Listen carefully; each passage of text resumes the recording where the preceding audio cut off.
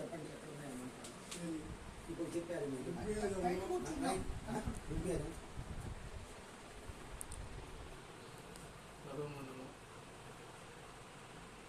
కాదండి, పదో మండలం ఋగ్వేదం పదో మండలం రాసుకున్నారు. కాదు కాదు పదో మండలం ఋగ్వేదం పదో మండలం అక్కర్లేదండి. అది తెలిసాము. ఇది మండలము, అది సూక్తము, ఇది మంత్రం. 81 కదా, 83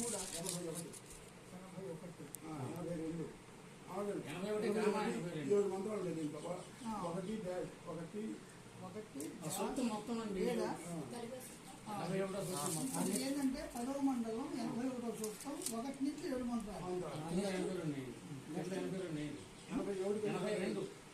82 కూడా అందులో 7 మంత్రాలు. 1 నుంచి 7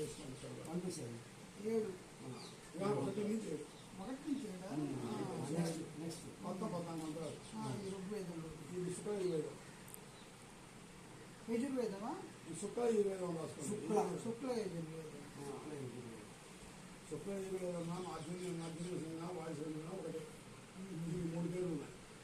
ఏమేంటి? వాజసనేయ సంహిత, వాజసనేయ సంహిత. ఇంకో పేరు మాధ్యమిన సంహిత. మాధ్యం దిన మాధ్యం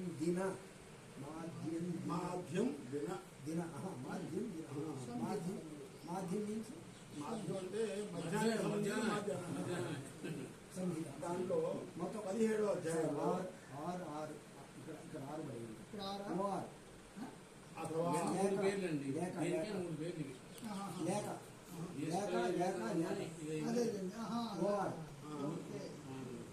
ఇక్కడ కూడా దీంట్లో 32వ మంత్రం దాకా ఈ విశ్వకర్మ సూక్తాలు మంత్రాలు. ఇంకా తర్వాత కృష్ణయజుర్వేదం. కృష్ణయజుర్వేదంలో 6వ కాండం కదండి. 6వ కాండంలో 6, 4, 2 వేసుకోండి. 6, 4, 2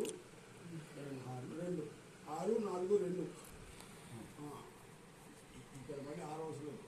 6వ కాండలో 6, 4, 2 6 కొట్టండి. 6వ కాండం ఉంది.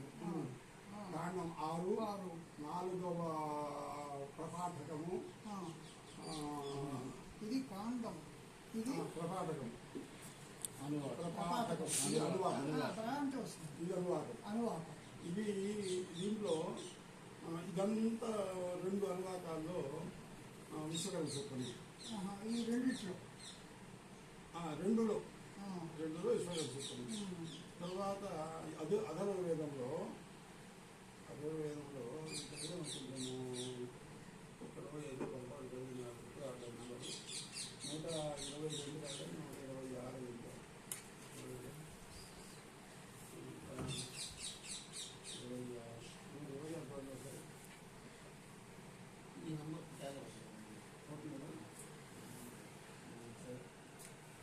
ఇది చూడటం లేదు. ఇవన్నీ నా పుస్తకాలు అన్ని టైప్ చేసి ఉన్నాయి. ఇప్పుడు నాకు ఇచ్చిన పుస్తకాలు ఇక్కడ వేరుస్తా. నేను వాళ్ళకి ఇచ్చేస్తాను. గ్రంథాలయం ఉన్నది గురువు గారు. వచ్చేటప్పటికి కళ్యాణం చేయటం, ఇలాగ నవరాత్రులు వచ్చేటప్పటికి అమ్మవారికి నవరాత్రులు చేయటం, ఆ విధానం నేర్పుతూ ఉన్నారు. ఈ వేదంలోకి ప్రవేశిక లేదు. ఎందుకంటే అంత లోతుకి వెళ్తే ఇక అదే సరిపోతుందనే భావనతో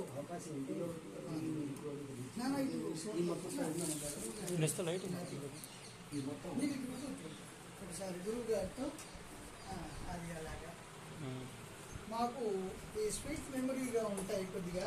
అవి ఏదో సంతోషం గురువు గారికి రావటం. ఏదైనా ఇక్కడ ఒక సభ ఏర్పాటు చేయాలి. భవిష్యత్తులో ఆ పని చేస్తాను.